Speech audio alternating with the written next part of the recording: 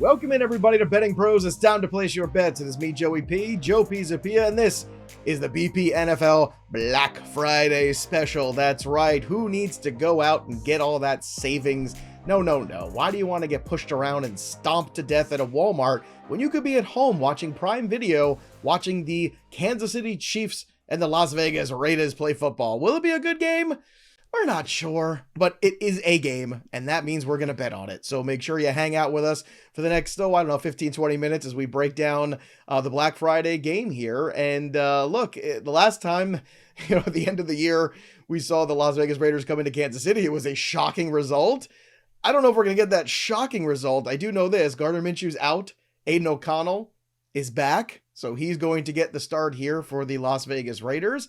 And of course, Bogman and The Undertaker are here to help us figure out how to approach this Black Friday game in the afternoon. So let's start with the tail of the tape because the number, it's enormous. 13, minus 13 for the Kansas City Chiefs. Ugh, really? Kansas City Chiefs who just barely scooched out of Carolina with a victory? Now, I know this one is at home, but 13, I don't know, seems like a lot to me. Maybe I'm wrong, but I know Andrew Erickson's going to point out to me it's an in-division game, and those are different. 42.5 is the number, plus 550 for the upset. And again, last year there was an upset. So, that being said, I have set the stage for you to use all your coupons on this game. Andrew Erickson, go. I'm taking the Raiders. Give me the Raiders with all the points. I feel better if they're playing at home, but they're not playing at home. They're playing on the road. But hey, I don't think Aiden O'Connell and this team is going to be phased. You point out how they won in this spot last year. Now, that game was very fluky in terms of the Raiders scored 2 defensive touchdowns, and Aiden O'Connell basically threw for no yards in the second half of the game, and they just ran the ball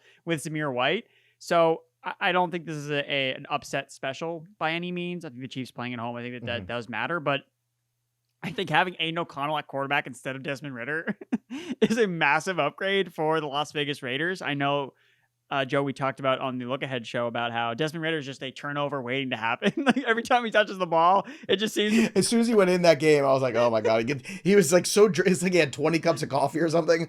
I don't know. I got extremely anxious, and I'm not somebody who gets anxious, but I felt like I needed some sort of emotional support pillow watching him come into that game. It was very upsetting. Yeah. It was not so good. O'Connell, again, assuming that everything's okay with the thumb, he's been practicing in full, getting all the first team reps. Look, he's 8-3-1 against the spread, including last season. So 1-1 this year. So I like him overall to just keep this within striking distance. You look at the Chiefs defense, they have struggled the last 2 weeks against the Bills. Okay, understandable. Against the Panthers. That's a bit unusual, giving up 27 points in back-to-back weeks.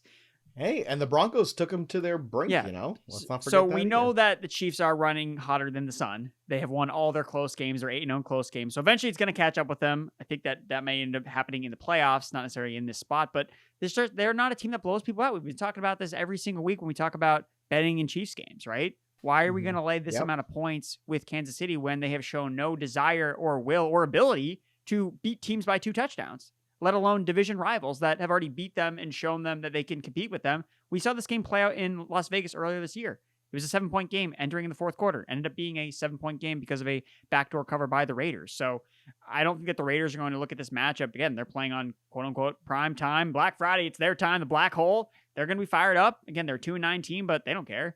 They were playing the Chiefs. Like, this is, again, going back to these teams that are really bad get hyped up for these divisional matchups. So I like the Raiders in the spot. I think the key to the victory for them, besides obviously getting pressure on Mahomes with Max Crosby, the tight end position, right? The Chiefs have been one of the worst teams against tight ends this season. Who is the Raiders' best player on offense? It's Brock Bowers. Brock Bowers. Yep. Who should be rookie of the year? You can't. Bo Nix. Can't argue with the numbers. I mean, it's going to go to a quarterback. Bo Nix is going to be in the playoffs. It's going to go to a quarterback because that's just how it works. But Brock Bowers is top 10 in receiving yards, not for tight ends. What was Puka last year, right? Doesn't matter. If there's a quarterback that's good, that's a rookie, he's going to get it. Yeah. So, Sucks. You're right. It's not right, but... All right, Boggs. I'm where Erickson is. I agree, which I hate, but I agree. I'm taking the Raiders with the points here. I don't think they win outright. I think Kansas City will come out with a victory here, but I do think it's just way too many points. So where are you at? What's your best bet on this game? Is this not the most Admiral Akbar game in the world? This is a trap, man. This feels like a trap. The trend has been towards the Raiders, but and even last week the Chiefs looked terrible against the Panthers. I don't know, man.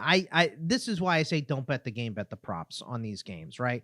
Because I don't have a good feel for this game. If I'm taking trends, which I hate to do, then I'm taking the Raiders, right? Because like you guys said, this has been the trend in this game. They upset them on a holiday game last year on Christmas. They played within 7 earlier. The Chiefs haven't been doing it, but this is one of those games where I feel like the luck turns towards the Chiefs. I'm just going to take them and lay the points. I probably won't have a lot of skin in this one. No, that's but understandable. I hate the Raiders. I think Antonio Pierce is the worst coach in NFL history, Well, maybe. I don't think he's no, a good he's not selection. even close. He's not even close to I Urban was Meyer. gonna say, like, He's we- not I even think close. you're right. You know what? You're right. You're He's not absolutely even right the about same Urban Meyer. universe. But he is the worst since Urban Meyer. Urban Meyer I did beat think. the Bills, famously. Yeah, but he doesn't know who guys who worked for him for 2 years. He also are. signed And Tim Tebow as his tight end. That did you see that conversation Mike Vrabel with Urban Meyer where he was like, where Urban Meyer said, "Do I know you?" And he goes, "Yeah, I worked for you for 2 years on your staff." I was like, He oh. also, God, he's also an Ohio State legend. I know. I was like, and an Mike Ohio State Vrabel? legend. Like, I mean, yeah, Mike Vrabel. Yeah, Mike Vrabel got drafted by the Steelers. He actually knocked the Patriots out of the playoffs one year. I know Joe remembers that. So, I'm old enough to remember a lot of things that I'd like to forget. Yeah. but yeah, man, I just I'm old enough to remember that the Raiders are bad. Yeah, So they I'm gonna are, lay the and points and take the you're right. Chiefs. But the way these games with the individuals, I just have think gone, like it's something gonna be weird tough. happens let me ask you this. Something weird happens in the first quarter and Desmond Ritter comes in this game. How many points do the Chiefs win by? Oh yeah, A lot I mean, more. I would not do this. A if lot it more. was But Ritter. here's the thing, Boggs. It could still be a blowout and a backdoor cover where the Chiefs still win by 10, and we go, well, the Chiefs dominated this game.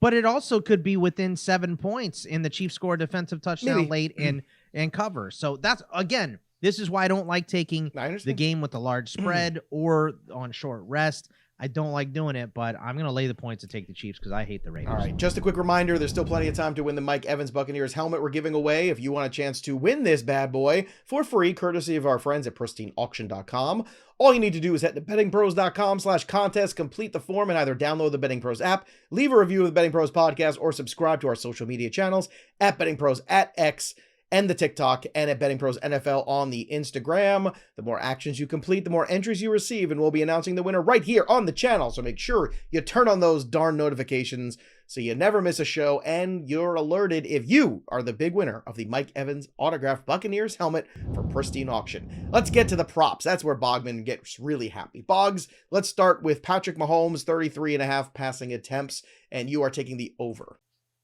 Yeah, I mean, the Raiders' opponents have gone over this total in 4 straight, including Mahomes, who had 38 in their first matchup. The Raiders' run defense has been strong recently. They held Denver, Miami, and Kansas City, 3 of their last 4 opponents, to under 100 yards. And Kansas City's averaging 34.6 pass attempts per game. I just think, even with Pacheco potentially back and Kareem Hunt, that's a nice combo, but they're going to pass a lot because the Raiders secondary is absolutely trash. All right, back to you, Erickson. I know Brock Bowers is somebody that we were just discussing. His number is 61.5. Can the Undertaker go over here? It's just, this is the game for Brock Bowers. If the Raiders have any chance of keeping this close, it's going to be because of him. And I know he's coming off a down game because Denver Broncos basically put everybody on their defense against him to try to stop him because they're a smart team. But I think you're going to see more what the Dolphins did, where they just let him destroy. And that's what the Chiefs have done this year. They have not been able to stop tight ends. They've allowed the most yards after the catch to tight ends this season, over 400 yards just after the catch to tight ends. So there's just going to be no stopping Brock Bowers. Travis Kelce is going to look up and say, man, that guy's going to be the next best tight end for the next 15 years like I used to be. Wow, weird. Yeah, and you've also got Bowers at the anytime touchdown plus 280, which is a pretty good number. He hasn't had a lot of touchdowns this year. So that's an interesting little mini parlay you can put together on the prop side too. Bowers for the over 61.5 and on the anytime touchdown side. So it'd be nice for Brock Bowers to find the end zone a little bit more for fantasy purposes. That's for damn sure. Also, Boggs, you are in on the 61.5 for Brock Bowers too. Anything to add from Erickson's point of view? I mean, Bowers is top 10 in receiving. KC is worst in the NFL against the tight end, as Erickson mentioned. He did only have 5 for 58 in their first matchup, but he has had 26 targets in the last 2 weeks, Brock Bowers has. And in the only game that O'Connell has started against Pittsburgh, he had 10 targets, 9 catches, and 71 yards. So O'Connell knows the smart money is to throw the ball into Brock Bowers' area, and I think that's going to continue to happen. All right, Boggs, let's go back to you for another one here. Travis Kelce, the other tight end in this game now. 59.5 receiving yards is his number. You want to go over or under that? Yeah, let's go over. I mean, I'm tired of this Noah Gray stuff, right? This is a holiday game. You're tired of it. Talk to my fantasy team.